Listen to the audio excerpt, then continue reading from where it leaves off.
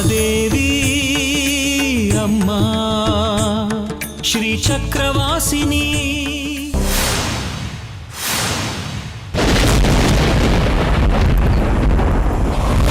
ಯಾರು ನೀನು? ಇಲ್ಲಿಗೆ ಯಾಕೆ ಬಂದೆ? ನಾನು ಸರ್ವಶಕ್ತೆ ಮಹಾದೇವಿ. ನಮ್ಮದು ತಪ್ಪಾಯಿತು ತಾಯಿ.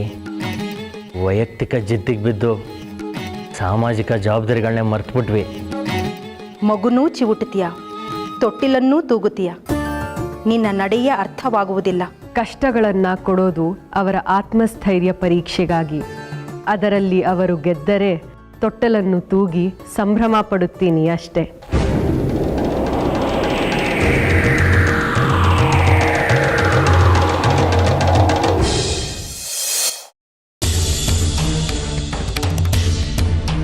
ಶ್ರೀಚಕ್ರ ಶಿಶುವಾಗಿ ಜನ್ಮ ತಾಳುತ್ತೆ ಎಂದ ಮೇಲೆ ಅದು ನಮ್ಮ ಮನೇಲಿ ಯಾಕೆ ಜನ್ಮ ತಾಳಬಾರ್ದು? ಹಾಕೋದ್ರಿಂದ ಶ್ರೀಚಕ್ರ ಸ್ವರೂಪಿ ಶಿಶು ನನ್ನ ಅಂಗೈಲಾಡುತ್ತೆ, ನಾನು ಹೇಳಿದಾಗ ಆಡುತ್ತೆ, ನನ್ನ ತೊಡೆ ಮೇಲೆ ಮಲ್ಕೊಳ್ಳುತ್ತೆ, ನನ್ನ ಮಾತನ್ನು ಕೇಳುತ್ತೆ, ನನ್ನ ಕೈಗೊಂಬೆಯಾಗುತ್ತೆ ಶ್ರೀಚಕ್ರ.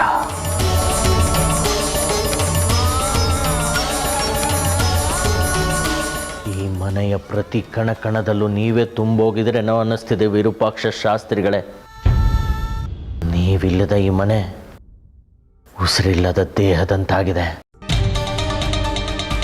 ಇಡೀ ಮನೆ ತುಂಬ ರೌರವ ಮೌನ. ನಿಮ್ಮ ಆರ್ಭಟಗಳು ಆಜ್ಞೆಗಳಿಲ್ಲದೆ ಮನೆ ಸ್ಮಶಾನವೇ ಸರಿ. ನಾನು ಯಾಕಿಷ್ಟು ಭಾವುಕನಾಗ್ತಿದ್ದೀನಿ? ಅವ್ರು ನನ್ನ ಜೊತೆನೇ ಇದ್ದಾಗ ಅವ್ರನ್ನ ಕಾಡಿಸಿ ಪೀಡಿಸ್ತಿದ್ದೆ. ಸ್ವಾರ್ಥಿ ನೀನು. ತಾನೇ ಜನ್ಮ ಕೊಟ್ಟ ಮಗನಿಗೆ ಆಸರೆ ಕೊಡೋದು ಬಿಟ್ಟು ಸಿದ್ಧಿಯಂತೆ ಸಾಧನೆಯಂತೆ ತನ್ನನ್ನೇ ಮೀರಿಸುವ ಮೇಧಾವಿ ಆಗಬೇಕು ಅಂತ ತಂಗಿ ಮನೆಗೆ ಬಿಟ್ಟನಂತೆ. ಆದರೆ ಈಗ ಅವರಿಲ್ಲ ಅಂದ ತಕ್ಷಣ ಅವರೇ ನನಗೆ ಬೇಕಾಯ್ತಾ? ಜನ್ಮ ಕೊಟ್ಟ ತಂದೆ ನಾನು. ನನ್ನ ಮಗನ ಬಗ್ಗೆ ನಾನು ಕನಸು ಕಾಣೋದಕ್ಕೆ ನನಗೆ ಹಕ್ಕಿಲ್ವಾ? ಹಕ್ಕಿದೆ, ಆದರೆ ಜನ್ಮ ಕೊಟ್ಟು ಮಾತ್ರಕ್ಕೆ ಹಕ್ಕನ್ನ ಪಡ್ಕೊಳಕ್ಕಾಗಲ್ಲ. ಬಾಲ್ಯದಲ್ಲಿ ತಂದೆ ತಾಯಿಯಿಂದ ದೂರ ಮಾಡಿದಂಥ ನಿಮ್ಮಂಥ ತಂದೆಗಂತೂ ಆ ಹಕ್ಕಿಲ್ವೇ ಇಲ್ಲ. ಇಲ್ಲ ಇಲ್ಲ ಚಂದ್ರಧರ, ನೀನೊಬ್ಬ ಪಿತಪೀಡಕ ಮಗ. ವಿಷದ ಬಳ್ಳಿಲಿ ವಿಷದ ಹೂನೆ ಹುಟ್ಟೋದು. ನಿಮ್ಮಂಥ ತಂದೆ ತಾಯಿಯರ ಹೊಟ್ಟೆಯಲ್ಲಿ ಇಂಥ ಮಗ ಹುಟ್ಟದೆ ದೇವತಾ ಮನುಷ್ಯರಂತ ಮಗ ಹುಡ್ತಾನ? ಹೌದು, ನಾನೊಬ್ಬ ಪಿತಪೀಡಕ ಮಗನೇ. ಅವ್ರು ನನ್ನ ಜೊತೆ ಇದ್ದಾಗ ಕಾಡಿಸ್ದೆ ಪೀಡಿಸ್ದೆ ಗೋಳು ಹೊಯ್ಕೊಂಡೆ. ಆದರೆ ಅದ್ರ ಹಿಂದೆ ಇದ್ದಿದ್ದು ಒಂದೇ ಉದ್ದೇಶ, ಅವ್ರ ಪ್ರೀತಿ. ಅವ್ರ ಪ್ರೀತಿ, ಮಮತೆ, ವಾತ್ಸಲ್ಯ ನಿಮ್ ಕೈಲಿ ಕೊಡಕ್ಕಾಗತ್ತಾ? ಆಗುತ್ತೆ ಅಷ್ಟೇ ತಾನೇ. ಇನ್ನು ಮುಂದೆ ನೀನು ಬಯಸಿದ್ದೆಲ್ಲ ಸಿಗುತ್ತೆ. ಇನ್ನು ನಾವು ನಿನ್ನನ್ನು ಕಳ್ಕೊಳ್ಳೋದಕ್ಕೆ ಇಷ್ಟಪಡೋದಿಲ್ಲ. ಬಾಲ್ಯದಲ್ಲಿ ತಂದೆ ತಾಯಿ ಪ್ರೀತಿಯಿಂದ ವಂಚಿತನಾಗಿ ಯಾಕೆ ಮಾಡಿದ್ರಿ? ನಿಮ್ಮಿಂದ ನನ್ನನ್ನು ಯಾಕೆ ದೂರ ಇಟ್ರಿ ಅಂತ ಕೇಳೋದಷ್ಟೇ ಉದ್ದೇಶ ನಂದಾಗಿತ್ತು. ಆದರೆ ಕೇಳೋ ವಿಧಾನ ಸ್ವಲ್ಪ ಒರಟಾಗಿತ್ತು. ಅದಕ್ಕೆ ದುಷ್ಟಪುತ್ರ ಅಂತ ಅನ್ನಿಸ್ಕೊಂಡೆ. ಪ್ರೀತಿ ಸಿಗುತ್ತೆ. ಬೇಕಾಗಿಲ್ಲ, ನಿಮ್ ಪ್ರೀತಿ ನನಗೆ ಬೇಕಾಗಿಲ್ಲ.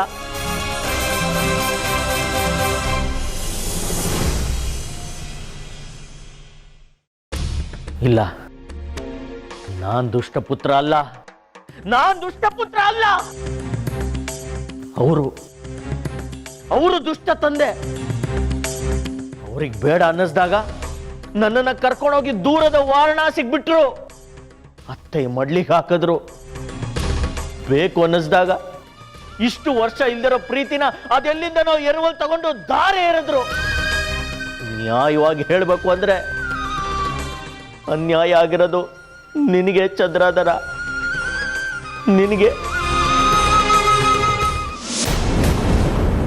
ಓಂ ಶ್ರೀ ತ್ರಿಪುರ ಸುಂದರಿ ದೇವಿಯೇ ನಮಃ.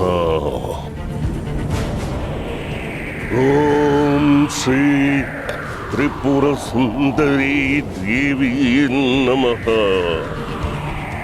ಓಂ ಶ್ರೀ ತ್ರಿಪುರ ಸುಂದರಿ ದೇವಿ ನಮಃ.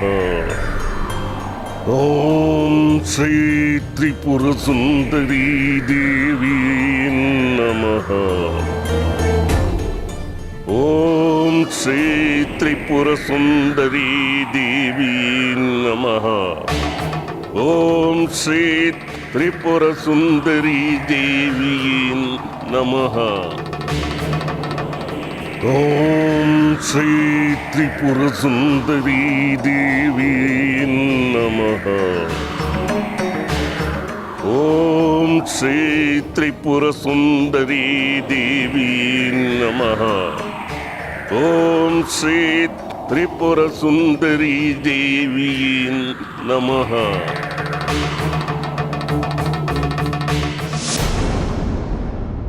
ಹೌದು, ನನಗೆ ಅನ್ಯಾಯ ಆಗಿರೋದು. ಜನ್ಮ ಕೊಟ್ಟಿದ್ದ ಋಣನ ತೀರಿಸಿ ಸರ್ವತಂತ್ರ ಸ್ವತಂತ್ರನಾಗ್ತೀನಿ ಅನ್ನೋ ಜಿದ್ದಿಗೆ ಬಿದ್ದು ನನ್ನೊಳಗಿನ ಸಾತ್ವಿಕ ಶಕ್ತಿಗೆ ಅನ್ಯಾಯ ಮಾಡಿದೆ. ಅವ್ರು ಹೇಳಿದನ್ನೆಲ್ಲ ಕೇಳ್ಕೊಂಡು ಮಾಡಬಾರ್ದ ಅನ್ಯಾಯ ಮೋಸನೆಲ್ಲ ಮಾಡಿದೆ.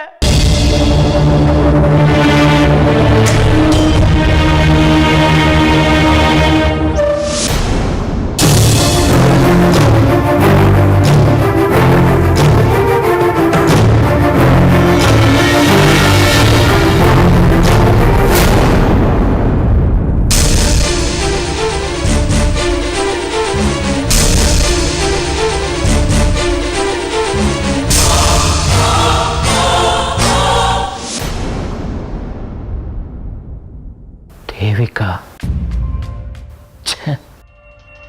ಎಂಥ ಕೆಲಸ ಮಾಡಿದೆ ಚಂದ್ರ, ಎಂಥ ಕೆಲಸ ಮಾಡಿದೆ. ನ್ಯಾಯ ನೀತಿ ಬಿಡಬಾರ್ದು, ಇನ್ನೊಬ್ರಿಗೆ ವಂಚಿಸಬಾರ್ದು, ಅಧರ್ಮ ದಾರಿಯಲ್ಲಿ ನಡೆಯಬಾರ್ದು, ಸುಳ್ಳಾಡಬಾರ್ದು ಅನ್ನೋ ನಿನ್ನ ನೀತಿ ಮಂತ್ರಗಳೆಲ್ಲ ಎಲ್ಲಿಗೆ ಹೋದ್ವು? ನೀನ್ ಇಲ್ಲಿಗೆ ಬಂದು ಏನ್ ಮಾಡಿದೆ? ಒಬ್ಬ ಅಮಾಯಕ ಹುಡುಗಿಗೆ ಮೋಸ ಮಾಡಿದೆ. ಇನ್ಯಾರ್ದೋ ಹುಡುಗಿ ಜೊತೆ ಇನ್ಯಾರ್ದೋ ಹೆಸರು ಹೇಳಿ. ದೇವಿಕಾ, ಹೌದು, ನಾನು ಅವಳಿಗೆ ಮೋಸ ಮಾಡಿದೆ. ನಾನು ಮಾಡಿದ ತಪ್ಪಿಗೆ ಪಾಪ ಅವಳು ಬಲಿಪಶು ಆದ್ಲು. ಆಮೇಲಾದ್ರೂ ನಾನು ಮಾಡಿದ ತಪ್ಪನ್ನ ತಿದ್ಕೋಬೋದಾಯಿತು. ಆದರೆ ಹಾಗೆ ಮಾಡಲಿಲ್ಲ. ನಾನು ಮೋಸ್ಕಾರ, ನಾನು ಮೋಸ್ಕಾರ. ಆ ಜಾಜಿನ ಬಂಗಾರಿಂದ ದೂರ ಮಾಡೋಕ್ಕೋಸ್ಕರ ನನ್ನನ್ನು ಅಸ್ತ್ರವಾಗಿ ಉಪಯೋಗಿಸ್ಕೊಂಡ್ರಿ ಅಲ್ವಾ ನೀವು? ನೀವೇನು ಅನ್ಕೊಂಡಿದ್ರಿ, ಅಲ್ಲಿ ಏನಾಯ್ತು ಅಂತ ನನಗೆ ಚೆನ್ನಾಗಿ ಗೊತ್ತು. ಒಂದ್ಸತಿ ನಿಮ್ಮ ಮಾತು ಕೇಳಿ ಮೋಸ ಹೋಗಿರೋದಕ್ಕೆ ನನಗೆ ಅರ್ಗಿಸ್ಕೊಳಕ್ಕಾಗ್ತಿಲ್ಲ. ಹೌದು ದೇವಿಕಾ, ನಾನು ನಿನಗೆ ಮೋಸ ಮಾಡಿದ್ದೀನಿ, ಅನ್ಯಾಯ ಮಾಡಿದ್ದೀನಿ. ಈ ತಪ್ಪನ್ನ ಸರಿ ಮಾಡ್ಕೋಬೇಕು ಅಂದರೆ ನಾನು ನಿನ್ನವನಾಗಬೇಕು, ನೀ ನನ್ನವಳಾಗಬೇಕು. ಇದೇ ಸರಿ. ನಾನು ಈಗಲೇ ಹೊರಟು ಬರ್ತೀನಿ, ಈಗಲೇ ಹರಿಯಂತಪುರಕ್ಕೆ ಬರ್ತೀನಿ. ನನ್ನ ತಪ್ಪನ್ನು ಕ್ಷಮಿಸಿ ನನ್ನನ್ನು ಒಪ್ಕೊಂಡು ಈ ಪಶ್ಚಾತ್ತಾಪ ಅನ್ನೋ ಬೆಂಕಿಯಿಂದ ನನ್ನನ್ನು ಪಾರು ಮಾಡು.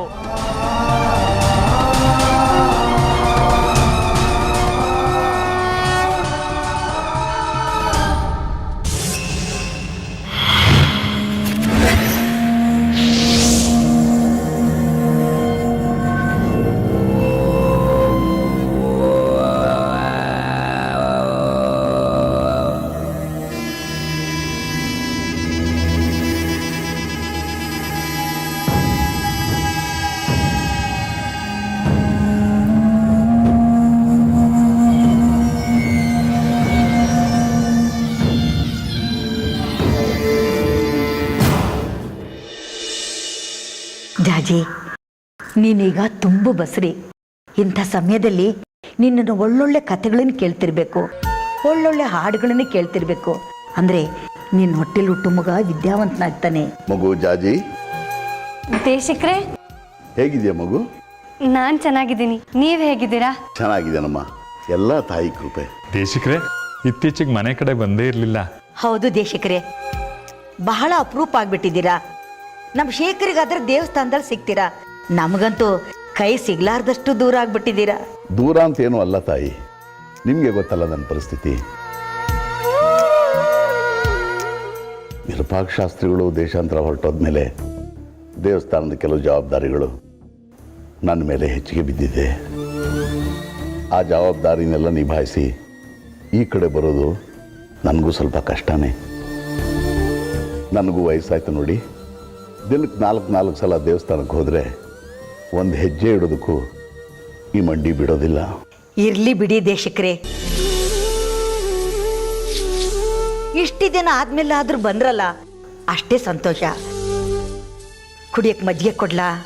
ಏನು ಬೇಡ ತಾಯಿ, ಜಾಜಿ ಹೇಗಿದ್ದಾಳೆ, ಆರೋಗ್ಯವಾಗಿದ್ದಾಳ ಅಂತ ವಿಚಾರಿಸೋಣ ಅಂತ ಬಂದೆ. ಜಾಜಿಗೇನ್ ದೇಶಕ್ರೆ, ಅವಳು ಚೆನ್ನಾಗೇ ಇರ್ತಾಳೆ. ನಾವೆಲ್ಲ ಈ ಮಹಾತಾಯಿ ಸೇವೆಗೆ ನಿಂತಿಲ್ವಾ?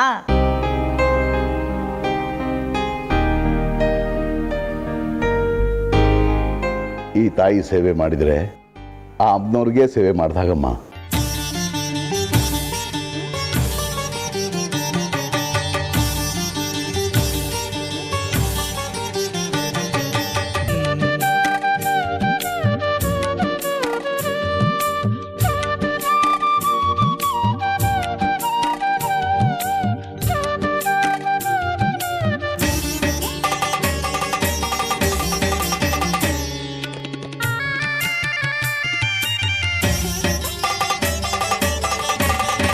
ದೇಶಕ್ರೆ, ನೀವು ಯಾವಾಗಲೂ ನಮ್ಮ ಜಾಜಿನ ಅಗತ್ಯಕ್ಕಿಂತ ಹೆಚ್ಚಾಗಿ ಹೊಗಳ್ತೀರ. ಆ ಅಮ್ಮನವ್ರಿಗೂ ಇವಳಿಗೂ ಹೋಲಿಕೆ ಸರಿಯಲ್ಲ. ಅದು ಇವಳಿಗೂ ಶ್ರೇಯಸ್ಸಲ್ಲ.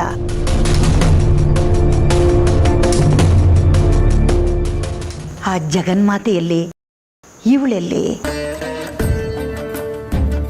ಹೋಗ್ಲಿ ಬಿಡಮ್ಮ, ಅವ್ರ ಖುಷಿ, ಅವ್ರು ಹೇಳ್ತಾರೆ. ದೇಶಕ್ರೆ, ನಾನೇ ನಿಮ್ಮ ಹತ್ರ ಬರೋಣ ಅಂತಿದ್ದೆ, ನೀವೇ ಬಂದಿದ್ದು ಒಳ್ಳೇದಾಯ್ತು. ನಿಮ್ಮ ಹತ್ರ ಒಂದು ವಿಷಯ ಕೇಳೋದಿತ್ತು. ಕೇಳು ಶೇಖರಿ, ಅದಕ್ಕೆ ಯಾಕೆ ಸಂಕೋಚ? ಅದೇ, ನಮ್ಮ ಜಾಜಿಗೆ ದಿನ ತುಂಬ್ತಾ ಬಂತು, ಅವಳಿಗೆ ಸೀಮಂತದ ಶಾಸ್ತ್ರ ಮಾಡಬೇಕಿತ್ತು.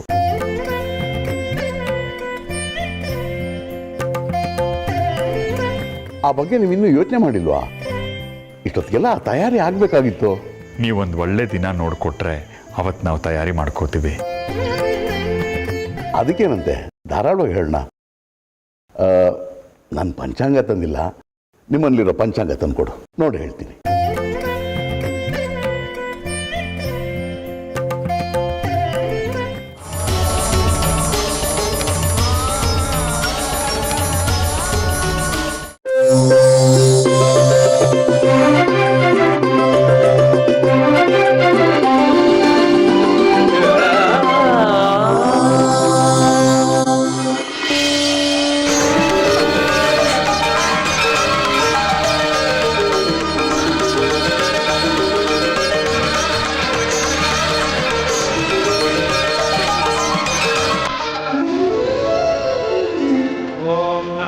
भगवते रुद्राय नमस्ते रुद्रमन्यवपुतोतैषवे नमः नमस्ते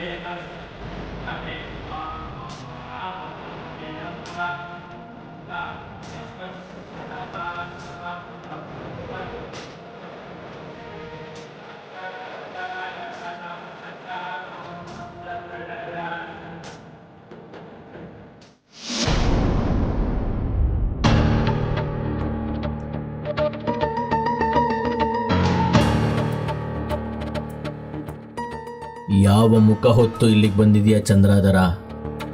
ನಾಚಿಕೆ ಆಗಲ್ವಾ ನಿನಗೆ? ಅವಳು ಹುಲಿಯಂತಹ ಹೆಣ್ಣು. ನೀನು ಕ್ಷಮೆ ಕೇಳ್ಬಿಟ್ರೆ ಮಿಕ್ಕ ಹೆಣ್ಣುಗಳಂತೆ ನೀನೇ ನನಗೆಲ್ಲ ಅಂತ 10 ಕರೆದು ಮಾಡಿ ಕೊನೆಗೆ ನಿನಗೆ ಒಲೆದು ಬಿಡ್ತಾಳೆ ಅಂದ್ಕೊಂಡಿದ್ಯಾ? ಇಲ್ಲ, ಇಷ್ಟು ದೊಡ್ಡ ಅರಿಯಂತಪುರದ ಯುವರಾಣಿ ಅವಳು. ಅವಳು ಸೇರಿಗೆ ಸವಾ ಸೇರು ಅನ್ನೋಳು.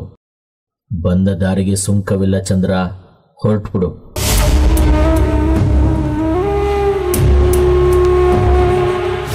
ನಾನೀಗ 4 ತಿಂಗಳು ಬಸ್ರಿ. ನಿನ್ನ ಮಗು ನನ್ನ ಹೊಟ್ಟೆಲ್ ಬೆಳೀತಿದೆ. ಇಲ್ಲ, ಮತ್ತೆ ವಾಪಸ್ ಹೋಗಿ ಏನು ಸಾಧಿಸ್ಬೇಕು ಅಂತಿದ್ಯಾ ಚಂದ್ರ?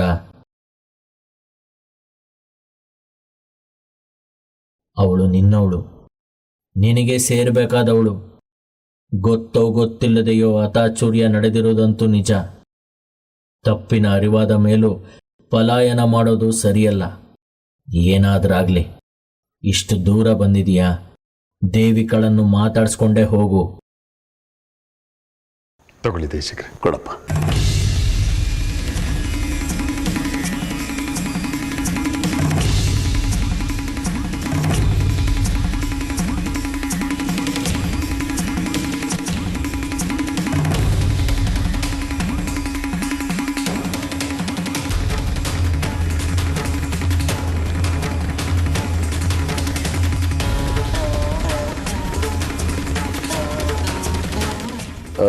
ಶೇಖರಿ, ನಾಳೆ ನಾಳಿದ್ದು 2 ದಿನದ ಪ್ರಶಸ್ತವಾಗಿದೆ ನೋಡು.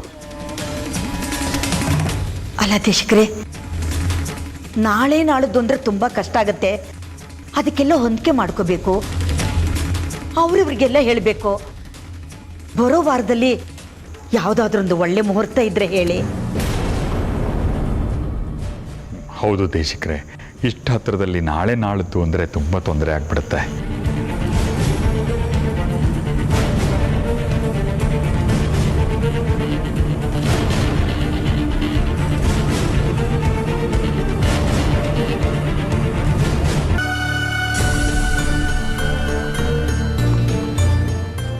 ಇಲ್ಲ, ನಾಳೆ ನಾಡಿದ್ದು ಬಿಟ್ಟರೆ ಇನ್ನು 15 ದಿನ ಪ್ರಶಸ್ತವಾದ ಮುಹೂರ್ತ ಇಲ್ಲಪ್ಪ.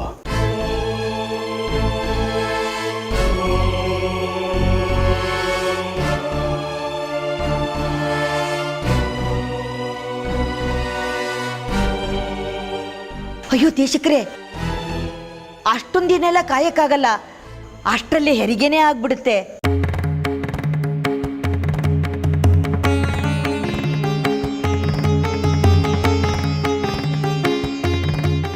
ಹಾಗಿದ್ರೆ ಬೇರೆ ದಿನ ಇಲ್ಲ ತಾಯಿ, ಇನ್ನು 2 ದಿನದಲ್ಲೇ ಮಾಡಬೇಕು.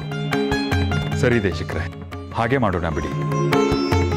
ಸ್ವಲ್ಪ ಕಷ್ಟ ಆಗ್ಬೋದು, ಆದರೂ ನಾನು ಬಂಗಾರಿ ಜಗ್ಗಿ ಎಲ್ಲ ಓಡಾಡಿದ್ರೆ ಹೇಗಾದರೂ ಮಾಡಿ ಮುಗಿಸ್ಬಹುದು.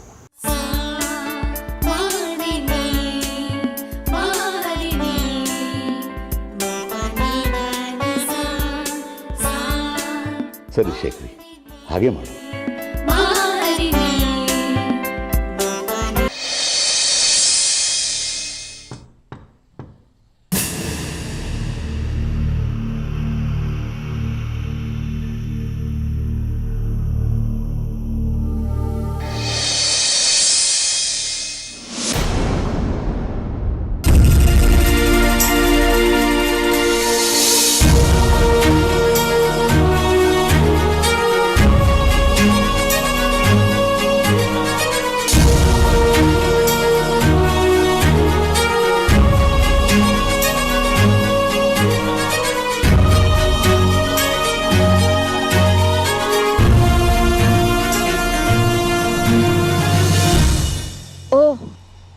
ನೀವಾ?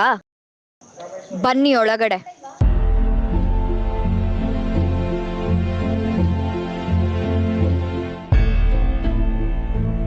ಕೂತ್ಕೋ. ರಾಮಕೃಷ್ಣ, ಕಾಫಿ ತಗೊಂಡ್ ಬಾ. ಏನ್ ಈ ಕಡೆ ಬಂದಿದ್ದು? ಹೇಗಿದೆಯಾ ದೇವಿಕಾ? ನಿನ್ ಕಣ್ಮುಂದೆ ನಿಂತಿದ್ದೀನಲ್ಲ, ಹೀಗೆ ಇದ್ದೀನಿ.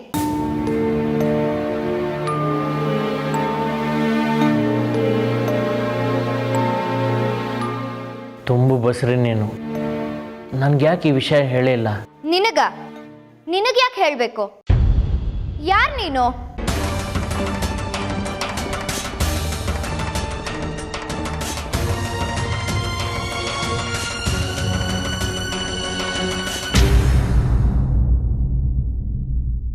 ಜಾಜಿ, ಇನ್ನು2 ದಿವಸದಲ್ಲಿ ನಿಂಗೆ ಸೀಮಂತ ಆಗ್ಬೋದಲ್ವಾ? ಅಯ್ಯೋ, ಮನಸ್ಸಲ್ಲಿ ಇಷ್ಟೊಂದು ಆಸೆ ಇಟ್ಕೊಂಡು ಮೊದಲೇ ಒಂದು ಮಾತು ಹೇಳ್ಬಾರ್ದಿತ್ತೇನೆ. ಹೇಗಜ್ಜಿ ಕೇಳೋದು? ಅಪ್ಪನ ಹಣಕಾಸಿನ ಸ್ಥಿತಿನೂ ಸರಿ ಇಲ್ಲ.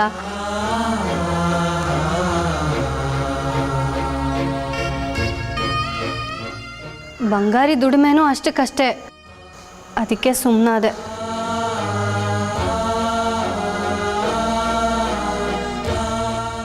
ನೋಡು ಮಗಳೇ, ನೀನು ಅದರ ಬಗ್ಗೆ ಯೋಚನೆ ಮಾಡಬೇಡ. ನಿನ್ನ ಸೀಮಂತ ನನ್ನ ಜವಾಬ್ದಾರಿ. ನೋಡ್ತಾ ಇರು, ಧಾಮ್ ಧೂಮ್ ಅಂತ ಹೇಗೆ ಮಾಡಿ ಮುಗಿಸ್ತೀನಿ ಅಂತ.